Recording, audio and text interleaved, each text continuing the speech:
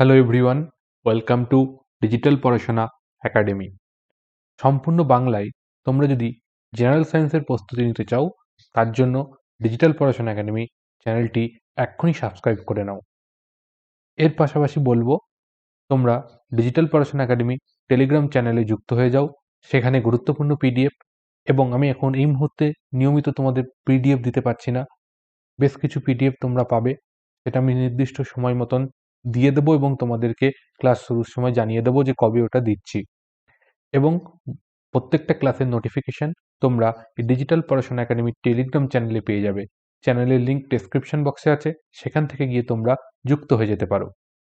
এর পাশাপাশি কিছু গুরুত্বপূর্ণ ক্লাস, যেগুলো প্লেলিস্ট রয়েছে চ্যানেলের, এবং তাছাড়া আমাদের ডেসক্রিপশন বক্সে কিন্তু তোমরা প্রত্যেকটা ভিডিওর লিঙ্ক পেয়ে যাবে। সেই ক্লাসগুলো তোমরা সেখান থেকে গিয়ে অতি অবশ্যই করে নেবে। এগুলো কিন্তু আপকামিং পরীক্ষার জন্য প্রত্যেকটা গুরুত্বপূর্ণ ক্লাস। এছাড়া আজকে আমাদের চ্যাপ্টার ওয়াইজ কেমিস্ট্রির রিভিশন হচ্ছে ক্লাস। সেই ক্লাসটায় আমরা প্রথমে কিছুটা থিওরি আলোচনা করছি এবং তারপর পিওয়াইকিউ থেকে আমরা এমসিকিউ সলভ করব, যেগুলো কিন্তু গ্রুপ ডি এবং এনটিপিসি পরীক্ষার জন্য বিশেষ করে গুরুত্বপূর্ণ। তাই এই ক্লাসটা কিন্তু ভালো করে তোমরা ফলো করতে থাকো। এই ক্লাসের আজকে আমাদের 14তম ক্লাস, আর 14তম ক্লাসে আজকে আমাদের আলোচ্য বিষয় হচ্ছে পিএইচ এবং পিএইচ স্কেল। তার সঙ্গে দেখব অক্সাইড সম্বন্ধে। তাহলে পিএইচ এবং পিএইচ স্কেল এটা কি জিনিস এবং কি কাজের জন্য আমাদের দরকার। আগের দিনের ক্লাসে আমরা পড়েছি অ্যাসিড। অ্যাসিড মানে কে? যারা H+ আয়ন উৎপন্ন করতে পারে জলীয় দ্রবণে তাদেরকে অ্যাসিড বলেছি। আর বেস, বেস কাদের বলেছি? যারা জলীয় দ্রবণে OH- আয়ন উৎপন্ন করতে পারে। এবার আমাদেরকে দুটো বিকার দেওয়া হলো, ঠিক আছে? দুটো বিকারের মধ্যে কিছু সলিউশন দিয়ে দেওয়া হয়েছে। এবার বলতে বলা হলো কোনটা অ্যাসিডিক আর কোন সলিউশনটা বেসিক সলিউশন, সেটা আমাদেরকে বের করতে হবে। তো how it is possible? No, because আমরা খালি চোখে তো দেখতে পাচ্ছি না কোনটার মধ্যে H+ আয়ন জেনারেট হচ্ছে আর কোনটার মধ্যে OH- আয়ন জেনারেট হচ্ছে। তাই এমন একটা কিছুর দরকার যার সাহায্যে আমরা সহজে বলে দিতে পারবো যে এইটা অ্যাসিডিক দ্রবণ কারণ এর মধ্যে H+ আয়ন উৎপন্ন হচ্ছে, এইটা বেসিক দ্রবণ এর মধ্যে OH- আয়ন উৎপন্ন হচ্ছে। সেইটা করার জন্যই এলো আমাদের এই পিএইচ স্কেল। পিএইচ স্কেল, এই পিএইচ স্কেল যেটার মাধ্যমে আমরা কোনো সলিউশনের মধ্যে থেকে বা কোনো সলিউশন নিয়ে চেক করে এই স্কেলে ফেলে আমরা বলে দিতে পারবো সেই দ্রবণটা বা সলিউশনটা পিএইচ মান কত। এই পিএইচ মানের ওপর ভিত্তি করে আমরা বলে দেবো এটা অ্যাসিডিক দ্রবণ না সেটা বেসিক দ্রবণ। এই পর্যন্ত আশা করি সবাইকে যা বললাম সেটা বুঝতে পেরেছো। এবার আমরা যাই মূল পড়াশোনায়। তো এই যে পিএইচ পিএইচ করলাম, সেই পিএইচ জিনিসটা কি? পিএইচ জিনিসটা হলো কোনো একটি দ্রবণে কত পরিমাণ H+ আয়ন উৎপন্ন হচ্ছে সেইটার মানকেই আমরা বলছি, মানে সেই জিনিসটার যদি ঋণাত্মক লগারিদম বের করা হয় ওই H+ আয়নের ঘনত্বের, তাহলে যে মানটা পাবো সেই মানটাকেই আমরা বলে থাকি একটা দ্রবণের পিএইচ। তো সেই পিএইচ সম্বন্ধীয় যে এই ফর্মুলাটা, এটা কিন্তু তোমাদের মনে রাখতে হবে যদি অঙ্ক আসে। না মনে রাখলেও খুব একটা ইম্পর্টেন্ট না, অঙ্ক আসার চান্সেস খুবই কম। তাহলে কি বললাম? যে কোনো দ্রবণের পিএইচ হচ্ছে সেই দ্রবণে উৎপন্ন H+ আয়নের ঘনত্বের নেগেটিভ লগারিদমকেই আমরা বলবো সেই দ্রবণটির পিএইচ। আশা করছি বোঝা গেল। এবার এই পিএইচ এর মান যদি 7 হয় তাহলে সেই দ্রবণটাকে আমরা বলবো প্রশম। এটা হবে প্রশম, প্রশম জলীয় দ্রবণ। যদি এই পিএইচ ভ্যালুটা 7-এর থেকে কম হয়, 7-এর থেকে কম হয় যদি পিএইচ ভ্যালু, তাকে আমরা বলি আম্লিক দ্রবণ বা অ্যাসিডিক দ্রবণ, অ্যাসিড বলবো সেটাকে। আর যদি 7-এর থেকে বেশি হয় পিএইচ, তাকে আমরা ক্ষারীয় জলীয় দ্রবণ বলবো বা বেসিক দ্রবণ বলবো। তাহলে এই পর্যন্ত আমি বুঝাতে পেরেছি। কারণ যে দ্রবণটা অ্যাসিডিক হচ্ছে তাতে কি হয়, এইচ প্লাসের গাঢ়ত্ব বেশি হয়। এইচ প্লাসের গাঢ়ত্ব যদি বেশি হয় তাহলে পারে সেই দ্রবণটার পিএইচ এর মান কি হবে, কম হবে। আর যার এইচ প্লাসের ঘনত্ব কম হবে সেই দ্রবণের পিএইচ এর মান কি হবে, বেশি হবে। অর্থাৎ যেটা 7 সেটাকে আমরা বলতে পারি নিউট্রাল দ্রবণ। যদি সেটা 7-এর চেয়ে কম হয়ে যায় অর্থাৎ 7-এর চেয়ে বেশি হয় তাহলে বলবো বেসিক, আর অ্যাসিডিক বলবো তখন যখন সেটা 7-এর থেকে কম হবে। এই হচ্ছে মেন ফান্ডা এখানকার। এবার এই পিএইচ নির্ণয় করতে গেলে সেই পদার্থটাকে সবসময় জলীয় দ্রবণে থাকতে হবে। জলীয় দ্রবণ ছাড়া আমরা কিন্তু সেটা পিএইচ মেজারমেন্ট করতে পারবো না। এবার এখানে একটা চার্ট দিয়ে দেওয়া হয়েছে, তোমরা অবশ্যই এই চার্টটার একটা স্ক্রিনশট নিয়ে রাখবে বা খাতায় নোট ডাউন করে রাখবে এবং নিজের মনেও নোট ডাউন করে রাখো, কারণ এই চার্টটা থেকে কিন্তু ডিরেক্ট কোশ্চেন আসে। যখন আমি কোশ্চেন করাবো তখন আমি দেখিয়ে দেবো যে হ্যাঁ এখান থেকে একদম ডিরেক্ট কোশ্চেন আসে, অর্থাৎ পিএইচ এর মান ডাইরেক্ট জানতে চাই। পরীক্ষায় বলে দিল রক্তের পিএইচ এর ভ্যালু কত হবে, বলে তোমাদেরকে 4টে অপশন দিয়ে দিল। তো রক্তের পিএইচ ভ্যালুটা আমরা এখানে দেখতে পাচ্ছি যে 7.3 থেকে 7.5 এর মধ্যে হয়। ম্যাক্সিমাম ক্ষেত্রে পরীক্ষায় এই ভ্যালুটাকে দিয়ে দেয় 7.4, তার মানে কিন্তু ঘাবড়ে যাবে না। 7.4 আছে মানে জানবে ওটা রক্তেরই পিএইচ দিয়েছে। তো এই রকম করে এখানে আমরা প্রত্যেকটা জিনিসের পিএইচ ভ্যালু দিয়ে দিয়েছি, যেগুলো পরীক্ষায় ঘুরিয়ে ফিরিয়ে বারে বারে আসেছে সেই ধরনের জিনিসগুলো। তাই এটা তোমরা অবশ্যই স্ক্রিনশট নিয়ে রাখো, তোমাদের কাজে লাগবে। এবার আসছে নির্দেশক বা ইন্ডিকেটর। এটা আরো একটা বিষয় গুরুত্বপূর্ণ। এই নির্দেশক বা ইন্ডিকেটরটা কি জিনিস? মনে করো আগের দিন পড়েছি যে অ্যাসিড এবং বেসের যখন প্রশম বিক্রিয়া হয়, প্রশম বিক্রিয়া মানে যদি কোনো দ্রবণ অ্যাসিডিক হয় সেটাকে আমাদের যদি নিউট্রালাইজ করতে হয় তাহলে বেসিক জিনিস আমাদের ব্যবহার করতে হবে। যেমন আমাদের যখন প্রচন্ড গ্যাস হয়, অম্বল হয়, তখন আমরা মিল্ক অফ ম্যাগনেসিয়া জাতীয় জিনিস খাই। তো মিল্ক অফ ম্যাগনেসিয়া কি? মিল্ক অফ ম্যাগনেসিয়া হচ্ছে একটা বেসিক জিনিস, যেটা কি করে আমাদের যখন অত্যাধিক মাত্রায় অম্বল হয়েছে অর্থাৎ অ্যাসিডিক হয়ে গেছে, আমাদের শরীরে অ্যাসিডের মাত্রা বেড়ে গেছে, তখন ওই মিল্ক অফ ম্যাগনেসিয়া খেলে সে বেসের কাজ করে। তখন ওই মিল্ক অফ ম্যাগনেসিয়া হচ্ছে বেসিক, আর আমাদের ভেতরে পেটের ভেতর HCl উৎপন্ন হচ্ছে, সেটা আম্লিক। তো ওই HCl আর মিল্ক অফ ম্যাগনেসিয়া পরস্পর রিয়াকশন করে প্রশম বিক্রিয়া, তার ফলে লবণ এবং জল উৎপন্ন করে, তার ফলে আমাদের অ্যাসিডিটির সমস্যা মিটে যায়। তো এই যে বিক্রিয়াটা হলো এটা হচ্ছে প্রশম বিক্রিয়া। এখন এই প্রশম বিক্রিয়ার একটা প্রশমন ক্ষণ আছে, কখন? যেটা আমরা টাইট্রেশন করে থাকি। সেই টাইট্রেশনে করার সময় আমরা যদি নিচে অ্যাসিডিক দ্রবণ নিয়ে থাকি তাহলে ওপর থেকে আমরা বেসিক দ্রবণ ফেলছি, ফেলতে ফেলতে একটা নির্দিষ্ট সময় আসবে যখন এক ড্রপ বেসিক দ্রবণ এই অ্যাসিডিক দ্রবণের মধ্যে ফেললে এই দ্রবণটার রং পরিবর্তন হয়ে যাবে, অর্থাৎ সেই সময়টাকে বলা হচ্ছে প্রশমন ক্ষণ। তাহলে এখন এই রং পরিবর্তন হয়ে যাবে, দুটো তো সাদা দুই দ্রবণ, রং পরিবর্তন হবে কি করে বুঝবো? সেইটা বোঝার জন্য তার মধ্যে একটা পদার্থ ইউজ করা হয়, সেই পদার্থটাকেই বলা হচ্ছে নির্দেশক, যা নির্দেশ করে ওই দুটো বিক্রিয়ার, অ্যাসিড বেস বিক্রিয়ার প্রশমন ক্ষণ কখন হবে সেটা নির্দেশ করে, সেটাকেই আমরা বলে থাকছি কি নির্দেশক। এই নির্দেশকের মধ্যে আমরা কিছু প্রাকৃতিক নির্দেশক দেখতে পাই, যেমন হলুদ, এটা একটা প্রাকৃতিক নির্দেশক। লিটমাস, এটাও একটা প্রাকৃতিক নির্দেশক। চায়না রোজ, এটা বর্গীয় জ, রোজ, এটাও একটা কিন্তু প্রাকৃতিক নির্দেশক। এগুলো প্রাকৃতিক নির্দেশক এই হিসাবে মনে রাখতে হবে। এছাড়া রয়েছে কিছু কৃত্রিম নির্দেশক। কৃত্রিম নির্দেশকের মধ্যে রয়েছে মিথাইল অরেঞ্জ, ফেনপথ্যালিন, মিথাইল রেড, এগুলোকে আমরা বলে থাকি বিভিন্ন অর্গানিক সাবস্টেন্স।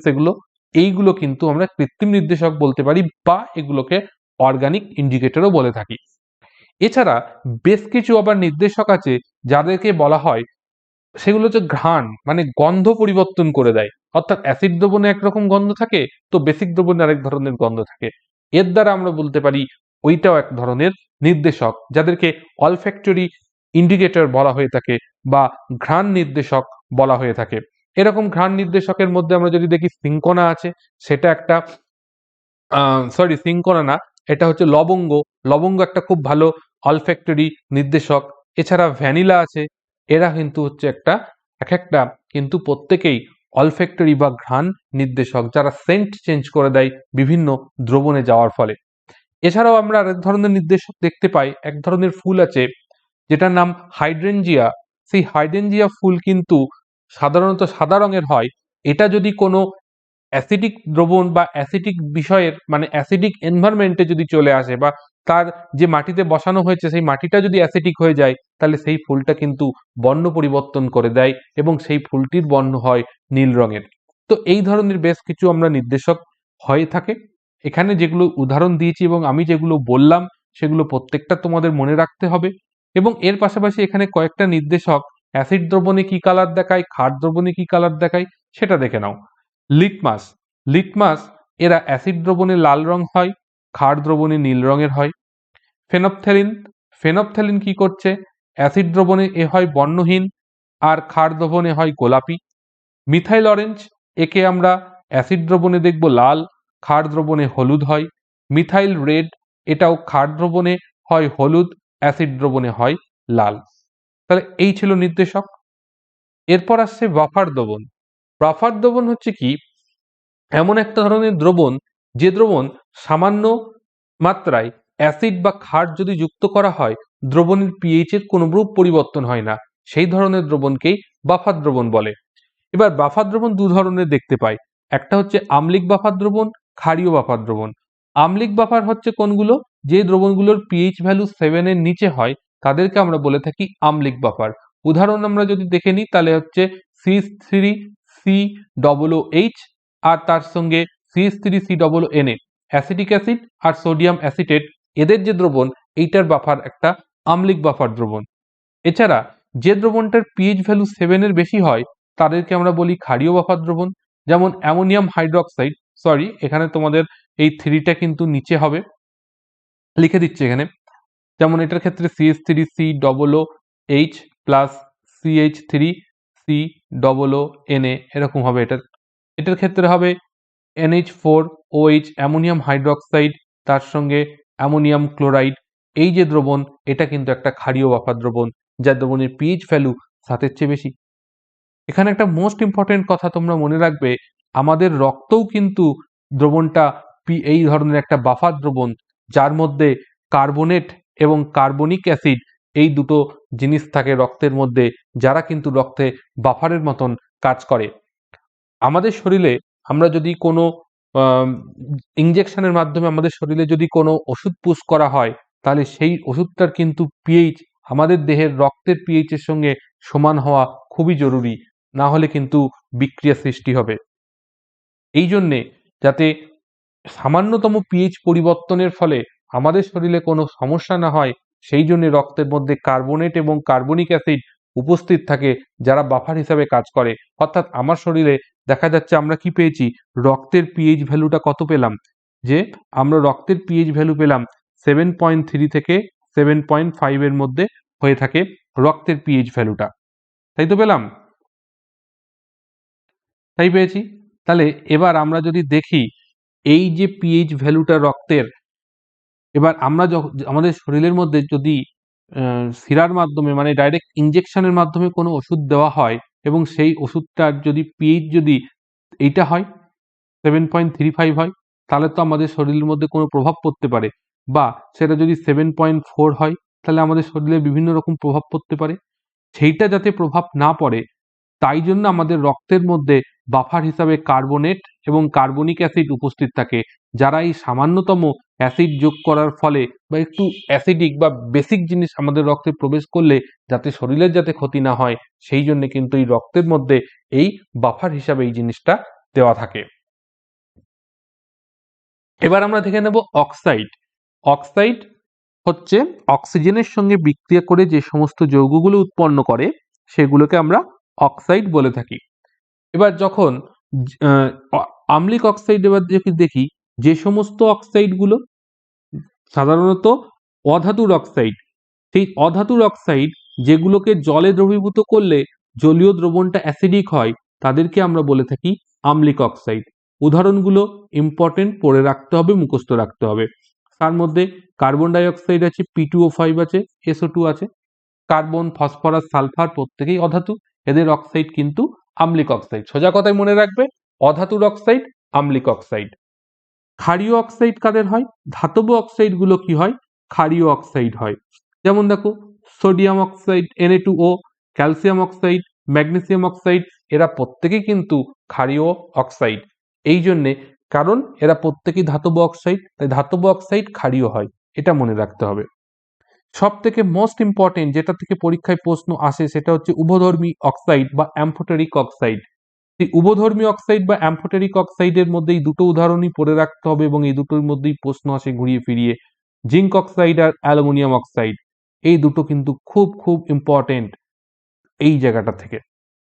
এছাড়া রয়েছে প্রশমিত অক্সাইড, যারা কারোর সঙ্গে বিক্রিয়া করে না, সেরাম আছে N2O, H2O, CO, এরা অ্যাসিড ক্ষার কারোর সঙ্গেই বিক্রিয়া করে না।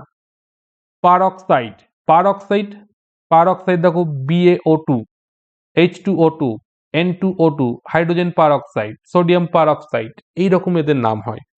এই অক্সাইডগুলোতে অক্সিজেনের জারণ সংখ্যা সবসময়ের জন্য হয় -1। নর্মাল অক্সিজেন -2 করে, কিন্তু পারঅক্সাইড যৌগে কিন্তু অক্সিজেন -1 যোচ্যতা প্রদর্শন করে। নেক্সট আসছে মিশ্র অক্সাইড। মিশ্র অক্সাইড হচ্ছে Pb3O4। এটাকে মিশ্র অক্সাইড এই জন্য বলা হয়, তার কারণ এর মধ্যে দুটো অক্সাইড একসঙ্গে আছে, PbO প্লাস তার সঙ্গে আছে Pb2O3, এই দুটো জিনিস একসঙ্গে রয়েছে, সেই জন্য এটাকে বলা হয় মিশ্র অক্সাইড। পলি অক্সাইড, যেমন MnO2, PdO2, এগুলোকে বলে পলি অক্সাইড। এই জন্য বলে এর মধ্যে একটা অক্সিজেনের যতখানি সংখ্যায় অক্সিজেন থাকা উচিত তার থেকে বেশি পরিমাণ অক্সিজেন থাকে, তাই জন্য এদেরকে পলি অক্সাইড বলে। আর নেক্সট আসছে সুপার অক্সাইড, যেটা LiO2, লিথিয়াম অক্সাইড। এটা হচ্ছে একটা পলি অক্সাইড, কারণ এই অক্সাইডের মধ্যে অক্সিজেন, এটা একটা সুপার অক্সাইড এই জন্য বলা হয় কারণ এর মধ্যে অক্সিজেনের জারণ সংখ্যা হয় -12। এই একটা যৌগ যেখানে অক্সিজেন জারণ সংখ্যাটা ভগ্নাংশে প্রদর্শন করে। তো আশা করছি এই হচ্ছে আমাদের মোটমাট অক্সাইড সম্বন্ধে। এখানে যে উদাহরণগুলো দেওয়া হয়েছে এই উদাহরণগুলোই গুরুত্বপূর্ণ, শুধু উদাহরণগুলো মুখস্থ করতে পারলেই পরীক্ষায় প্রশ্ন আসলে অবশ্যই চোখ বন্ধ করে 1 মার্কস পেয়ে যাবে। তাহলে এবার দেখে নেওয়া যাক এখান থেকে কি কি কোশ্চেন হতে পারে। বলছে যখন পিএইচ মান 7 থেকে বৃদ্ধি পেয়ে 14 হয়, এর অর্থ কি? তাহলে পিএইচ এর মান 7 থেকে বৃদ্ধি পেয়ে 14 হচ্ছে, তাহলে এর অর্থটা কি? এর অর্থটা কি? তাহলে পিএইচ এর মান 7 থেকে বৃদ্ধি পেয়ে 14 হচ্ছে, ঠিক? আমরা কি জানি 7 থেকে যদি কম হয় সেটাকে আমরা অ্যাসিডিক বলি, আর 7 থেকে যদি বেশি হয় তাকে আমরা বেসিক বলি। তাহলে 7 থেকে বৃদ্ধি পেয়ে 14 হচ্ছে, তার মানে এই মানটা কিসের মধ্যে রয়েছে? বেসিক মিডিয়ামের কথা বলছে। তাহলে বেসিক মিডিয়াম কখন হয়? যখন দ্রবণে OH মাইনাস আয়ন দেয়। তাহলে যখন কোনো দ্রবণে OH মাইনাস আয়নের গাঢ়ত্ব বাড়তে থাকবে, তখন সেই দ্রবণটার পিএইচ কি হবে? 7 থেকে বৃদ্ধি পেয়ে 14 এর দিকে যেতে থাকবে OH মাইনাস আয়নের মান বৃদ্ধি পেলে। তাহলে আমরা বলতে পারি যে অপশন বি, OH মাইনাস আয়নের ঘনত্ব বৃদ্ধি পাবে। একটি খুব তীব্র অ্যাসিডের পিএইচ কত হবে? খুব তীব্র অ্যাসিড, এই তীব্র অ্যাসিডের পিএইচ কি হবে? অ্যাসিডের পিএইচ ভ্যালু কি হয়? সবসময় কম হতে হয়। যত পিএইচ ভ্যালু কম হবে সেটা তত বেশি অ্যাসিডিক হবে। তা অ্যাসিডিক বেশি হতে গেলে এখানে যে ভ্যালুগুলো আছে তার মধ্যে সবচেয়ে কম ভ্যালু কোথায়? 0 আছে, তাহলে 0 হবে সবচেয়ে তীব্র অ্যাসিডের পিএইচ এর মান। লেবুর রসের পিএইচ মান কত হবে? বলেছি ডাইরেক্ট প্রশ্ন আসে, তাহলে এই একটা উদাহরণ দেখে নাও। লেবুর রসের পিএইচ মান কত হয়? লেবুর রসের পিএইচ মান 2.2 হয়, এটা হচ্ছে লেবুর রসের পিএইচ ভ্যালু। তিনটি দ্রবণ X, Y and Z যাদের পিএইচ যথাক্রমে 2, 11 and 7 হাইড্রোজেন আয়নের ঘনত্বের হ্রাসের ক্রম অনুযায়ী সাজাও। তাহলে আগে আমাদের হাইড্রোজেন আয়নের ঘনত্ব হ্রাসের ক্রম অনুযায়ী, অর্থাৎ কার বেশি কার কম সেটা সাজাতে হবে, বেশি থেকে কমে। তাহলে যে দ্রবণটার হাইড্রোজেন আয়নের ঘনত্ব বেশি হবে সেই দ্রবণটার পিএইচ এর মান কম হবে, আর যে দ্রবণের হাইড্রোজেন আয়নের মানের ঘনত্ব বেশি হবে তার পিএইচ ভ্যালুটাও কি হবে, তত বেশি হবে। তাহলে এইচ প্লাস আয়নের মানের সঙ্গে পিএইচ মানের সম্পর্কটা কি হলো? তাহলে এইচ প্লাস আয়নের মান বেশি হলে পিএইচ ভ্যালু কম হয়, এইচ প্লাস আয়নের মান কম হলে পিএইচ ভ্যালুটা বেশি হয়। তাহলে আমাদের এখানে যে তিনটে দ্রবণ দিয়েছে এক্স ওয়াই অ্যান্ড জেড, এদের যদি আমরা পিএইচ ভ্যালু তুলনা করি তাহলে আমরা দেখতে পাচ্ছি পিএইচ ভ্যালু হচ্ছে ওয়াই এর হচ্ছে সবচাইতে বেশি, তারপর হচ্ছে জেড এবং সব থেকে কম হচ্ছে এক্স। তাহলে যার পিএইচ ভ্যালু সবচেয়ে কম তার এইচ প্লাস আয়নের কনসেন্ট্রেশন বেশি হবে। তাহলে আমরা এইচ প্লাস আয়নের গাঢ়ত্ব অনুযায়ী যদি সাজাই তাহলে পরে যে ক্রমটা পাবো সেটা হচ্ছে এক্স এর বেশি, তারপরে জেড এর, তারপরে ওয়াই এর। তাহলে আমাদের সঠিক ক্রম হবে X Z Y, option B. নিম্নলিখিতগুলির মধ্যে কোন নির্দেশক একটি পিএইচ নির্ণয় করতে সাধারণত ব্যবহার করা হয়? তাহলে সাধারণত আমরা যেটা ইন্ডিকেটরগুলোকে আমরা ব্যবহার করি সেটা হচ্ছে একটা সাধারণ দ্রবণ, একটা মৃদু অ্যাসিড মৃদু বেসের দ্রবণ যদি নেওয়া হয় সেই দ্রবণের পিএইচ নির্ণয় করতে পারবে সেইটা হচ্ছে একমাত্র ইউনিভার্সাল ইন্ডিকেটর, যেটা কিন্তু যে কোনো দ্রবণের পিএইচ খুব সহজেই নির্ণয় করে ফেলতে পারে, সেই জন্য এটাকে বলা হচ্ছে ইউনিভার্সাল ইন্ডিকেটর। নিচের কোন দ্রবণটি সবচেয়ে বেশি আম্লিক? তাহলে কোন দ্রবণটা সবচেয়ে বেশি আম্লিক হবে? যে দ্রবণের পিএইচ ভ্যালু সবচেয়ে কম হবে। তাহলে যে দ্রবণটার পিএইচ ভ্যালু কত আছে, 0 আছে, সেটা হয়ে যাবে সবচাইতে বেশি আম্লিক দ্রবণ। একটি প্রশম দ্রবণের পিএইচ কত হবে? তাহলে একটা প্রশম দ্রবণের পিএইচ কত হয়? সেটা 7 সঙ্গে সমান হয়। যেমন জলের পিএইচ ভ্যালু হয় কত, 7, কারণ এটা একটা প্রশম জল।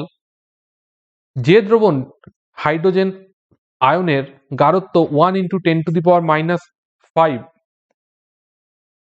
মোল পার লিটার, সেই দ্রবণের পিএইচ কত হবে? তো এটা একটা হালকা করে ছোট একটা অঙ্ক দিয়ে দেওয়া হয়েছে। তো এই অঙ্কটা দেখে নাও কিভাবে আমরা করব, হালকা অঙ্ক। সেটা হচ্ছে পিএইচ ইজিক্যাল টু পেয়েছি minus log concentration of H plus, এটা আমরা পেয়েছি ফর্মুলা।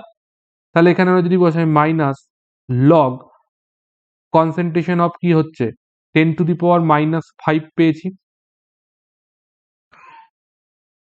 এবার মাইনাস লগ 10⁻⁵, লগের এখানে পাওয়ারে যেটা যায় সেটা সব সময়ের জন্য সামনে এসে বসে। তাহলে এখান থেকে লিখতে পারি -5 লগ 10। এখানে লগ মানে আছে লগের বেস 10, যদি বেস এবং এখানের ভ্যালুটা সমান হয়ে যায় তাহলে তার মান হয়ে যায় লগের ক্ষেত্রে 1। তাহলে আমরা এখান থেকে লিখতে পারি ইজিক্যাল টু -5 × 1, দেয়ারফোর এখানে মাইনাসে মাইনাসে প্লাস ইজিক্যাল টু আসছে 5। তাহলে দ্রবণটির পিএইচ ভ্যালু হচ্ছে 5, তাই অপশন সি হয়ে যাবে সঠিক উত্তর। এই ধরনের অঙ্ক যদি পরীক্ষায় আসে তোমরা সিম্পল যে জিনিসটা করবে, এত ডিটেলসে করার দরকার নেই।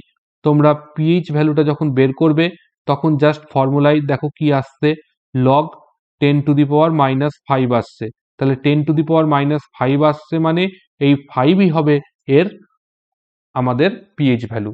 এখানে 5 এর জায়গায় যদি 6 থাকতো তাহলে 6, 14 থাকলে 14, যা থাকতো সেটাই হবে পিএইচ ভ্যালু। তাই এটা এত কিছু করার দরকার নেই, জাস্ট 10 এর পাওয়ারে যা থাকবে সেটাকে আমরা বলে দেবো যে এটাই হবে তার পিএইচ ভ্যালু।